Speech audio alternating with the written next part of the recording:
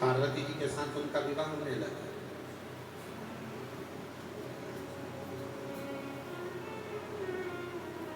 हम आपसे पूछते हैं, शादी के समय पर जितनी लड़की खुश दिखती है उतना लड़का खुश नहीं दिखता। तो पूरी दुनिया के दूल्हा और दुल्हन को देख रहे, और बल्कि स्टेज पर अगर लड़की ज्यादा खुश दिखती है तो पति का मुंह देखकर बेचारी वो भी मुसद्दी लाल हो जाती है, एकदम चुप।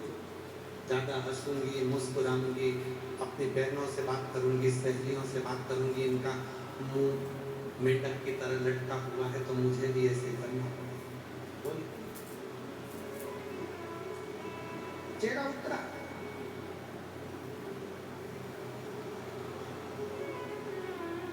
क्यों गुरुजी?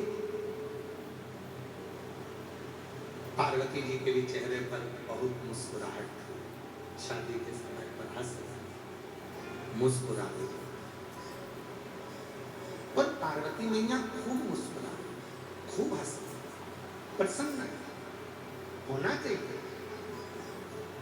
जिंदगी के ये जितने 16 संस्कार हैं, जीवन के जितने 16 संस्कार हैं, 16 संस्कार में आपके चेहरे पर प्रसन्नता होना चाहिए, मुस्कुराहट होना चाहिए। और यहाँ तक शिव पुराण कहती है कि आखिरी का जो संस्कार है ना, अंतिम संस्कार, शिव पुराण कहती है उसमें भी आपके चेहरे पर मृत्यु की सैया पर भी अगर आपके प्राण छूट रहे हैं तो मृत्यु की सैया पर भी आपके प्रसन्नता होना चाहिए कि अब उस अभी तक संसार से मिला था, अब जा रहा हूँ उस परमात्मा से मिलने के लिए। ये मेरे चेहरे की प्रसन्नता है।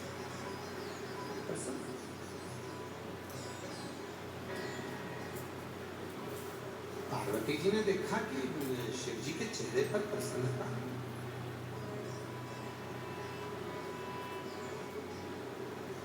क्या बात है, एकदम जैसे शंकर भगवान पहले थे वैसे ही आज नजर आ रहे हैं, कोई अंतर ही नहीं दिख रहा है। विवाह में तो खुश होना चाहिए, पर इनके चेहरे पर तो कोई प्रसन्नता दिख ही नहीं रही। बात क्या?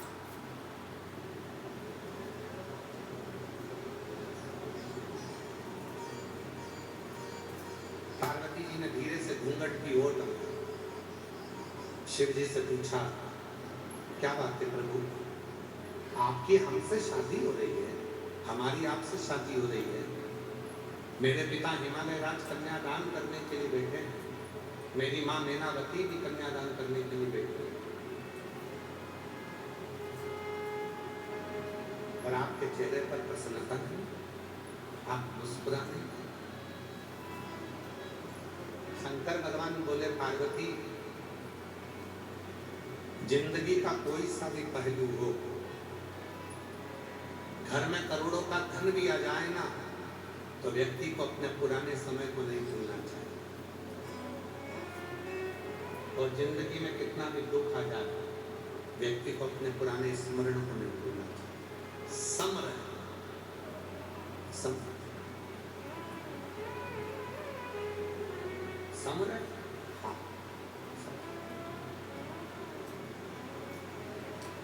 मैं समझी ना, शिव जी ने कहा, पार्वती,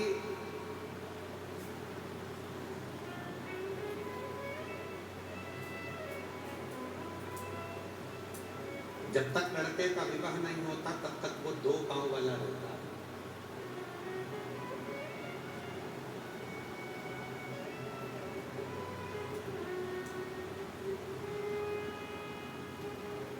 दो पांव का रहता है, कहीं पर भी जाता है, कहीं पर भी आता है, मानव का जीवन जीता है, खाता है, पीता है, रहता है। शादी हो गई, उसके साथ में 2 पांव और जुड़ गए। अभी तक वो मानव था, अब 4 पांव वाला हो गया, मतलब वो पशु हो गया। कितने पांव का हो गया? जम के बोलो। जिसके साथ वो फेरे ले रहा है, 2 पांव उसके हैं, 2 पांव पीछे पीछे जो चल रही है उसके हैं। अब वो 4 पाँव का हो गया, पशु हो गया। पशु का मतलब है अब उसके ऊपर भार आ गया, बोझा आ गया, गधे जैसा अब उसको बोझ ढोना ही ढोना है, पूरे परिवार को लेकर चलना है, सबको लेकर चलना है, अब उसके ऊपर भार आ गया।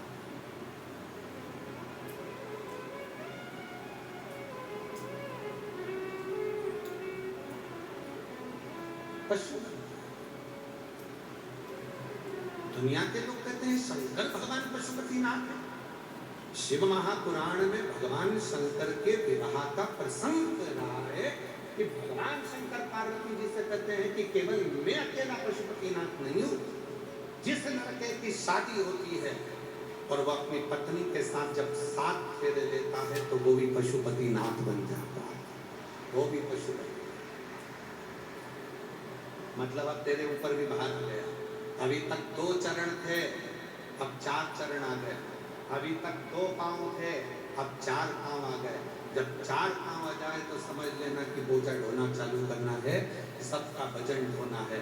ससुराल वालों को भी झेलो और अपने परिवार वालों को भी झेलो। वो कुछ बोले उनको भी झेलो, वो कुछ बोले उनको भी झेलो। सारे रिश्ते नाते कुटुंब कबीला सब बोझा कंधे पर आ जाए। तो इतनी सी बात पे डर रहे हो? पार्वती जी ने कहा इतनी सी बात पे डर रहे हो? शंकर भगवान बोले इतनी सी बात पे नहीं डर रहा था। 4 पांव के बाद में 6 पांव भी होंगे। समझ गए आप लोग? जम के तो बोलो जरा। 4 पांव के बाद कितने होंगे? 6 पांव। हमारे 2 बच्चे भी होंगे।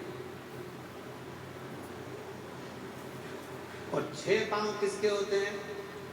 शंकर भगवान अपनी शादी में जो ज्ञान दे रहे हैं वो संसार के एक एक व्यक्ति को उस ज्ञान को धारण करना चाहिए। जब तक तुम्हारे 2 पांव हैं, तुम मानव हो, इंसान हो, जा रहे हो, ला रहे हो, कमा रहे हो, एंजॉय कर रहे हो, खा रहे हो, दोस्तों के साथ बैठ रहे हो, घूम रहे हो, फिर रहे हो, सब कुछ है। पर शादी हो गई, 4 पांव हो गए। 2 तुम्हारे, 2 धर्म पत्नी के, 4 पांव हो गए। 4 पांव हो गए मतलब तुम्हारे ऊपर वजन हो गया, बोझ हो गया। अब तुम्हें पशु जैसे काम करना पड़ेगा, मेहनत करना पड़ेगी, सबके लिए संभालना पड़ेगा, सबको जोड़ना पड़ेगा। इसके बाद में अभी 2 पांव और बढ़ने वाले हैं, मतलब तुम्हारे घर में 2 बच्चे होने वाले हैं। अब कितने पांव हो गए? मतलब एक बच्चा होने वाला है तो कितने पांव हो गए? 6। अब तुम्हारे घर में बेटा जन्म लेगा, बेटा जन्म लिया तो कितने पांव हो गए? 6। अब तुम्हारे घर में बच्चे 6 पांव। 6 पांव किसके होते हैं? मधुमक्खी के।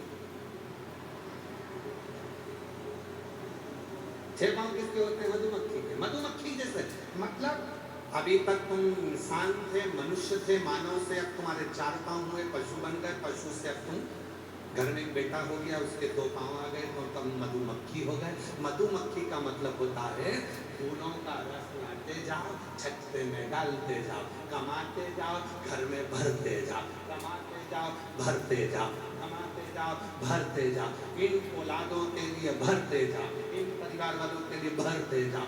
मतलब 6 पांव होने से तुम मधुमक्खी हो गए। भरते जाओ, भरते जाओ, भरते जाओ। अब 6 पांव के बाद 2 पांव और आने वाले हैं, बहुरानी।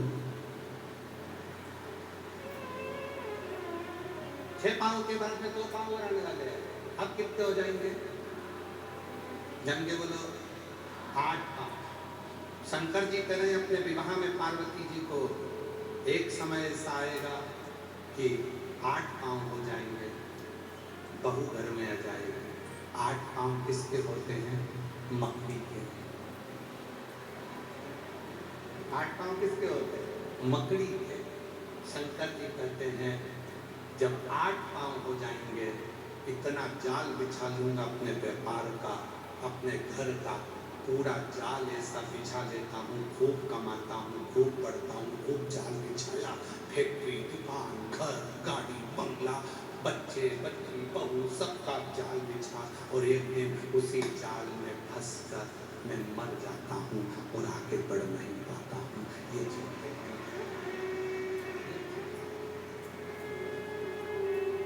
अब बता पार्वती, शादी में मुस्कुराऊं कि एक जैसा? अब बोलो बोलो, मुस्कुराओ, वजन बढ़ा, वजन। परिवार बड़ा तो कमा कमा कर लाना पड़ेगा। इसलिए शिव जी की कथा करती है शंकर भगवान सम, इसलिए उनका नाम है समेश्वर महादेव। शिव सम, समेश्वर, एक जैसे रहते हैं, कोई मन में विचार नहीं, कोई मन में सोच नहीं, कोई मन में विचार नहीं इस तरह का कि मुझे क्या होगा। फिर वो किसी ने बहुत सुंदर बात कही कि 4 दिन की चांदनी फिर अंधेरी, फिर वही। दूल्हों को देखो, शादी में जो दूल्हा सबसे ज्यादा नाचता है, बाद में पानी की बाल्टी और दूध की थैली वही खरीदने जाता है।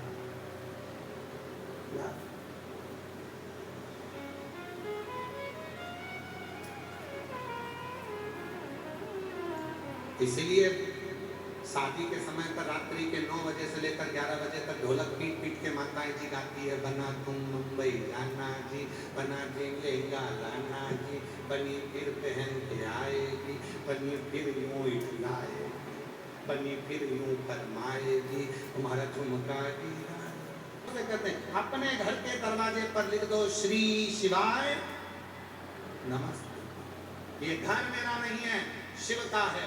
अंदर जो आए श्री शिवाय नमस्तुभ्यम बोल कर आए, बाहर जो जाए श्री शिवाय नमस्तुभ्यम बोल कर जाए, तो जिंदगी में अपने आप सुख की राहें खुलती चली जाती हैं और घर में खुशियां आती चली जाती हैं, प्रसन्नता।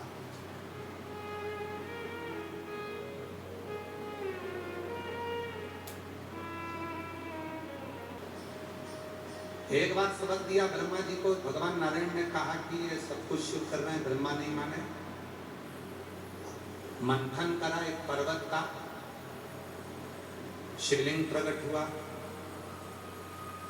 शिवलिंग का चरण ढूंढने के लिए भगवान नारायण को भेज दिया, उसी ढूंढने ब्रह्मा जी चले।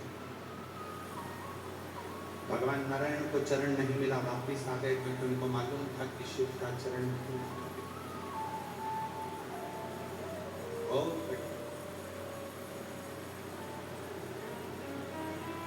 मेरी जीजियों, कभी भी शिव के मंदिर में जाना तो वहां जाकर ये मत सोचना कि शंकर जी का मुख इधर है कि इधर है कि इधर है कि इधर। समझ लो, ये शिवलिंग है, ये जलाधारी है। कई लोगों का मन होता है कि शंकर का शिवलिंग इधर है, मैं इधर बैठकर पूजन करूं, मुख इधर है, मैं इधर बैठकर पूजन करूं, इधर है इधर बैठकर पूजन करूं, या इधर है इधर बैठकर पूजन करूं। शिव महापुराण की कथा करती है, स्वयं ब्रह्मा भी शंकर भगवान के शिवलिंग में उनका शीश नहीं ढूंढ पाए। स्वयं भगवान नारायण भी भगवान शंकर के शिवलिंग में चरण नहीं ढूंढ पाए थे।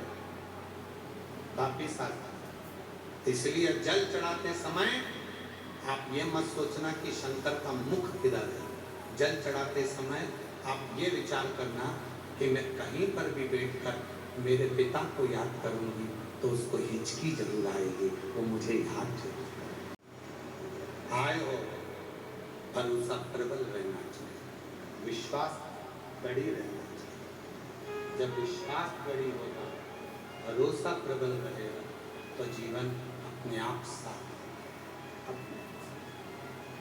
जहाँ भरोसा ही नहीं है, विश्वास ही नहीं है, वहां शिव।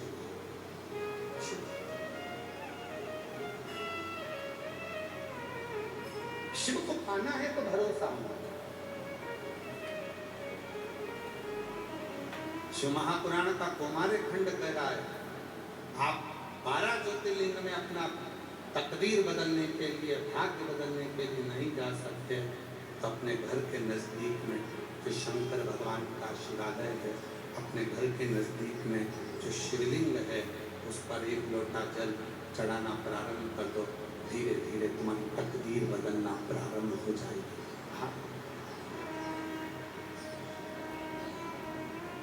याद रखिए, आज का जमाना बहुत दिखावे का है, ना किसी आडंबर में जाना है, ना किसी पाखंड में जाना है, ना किसी ढोंग ढकोसले में पड़ना है। अगर पढ़ना है तो केवल शिव के एक लोटे जल में पड़ना है और अपनी जिंदगी को संवार लेना है, कुछ नहीं है।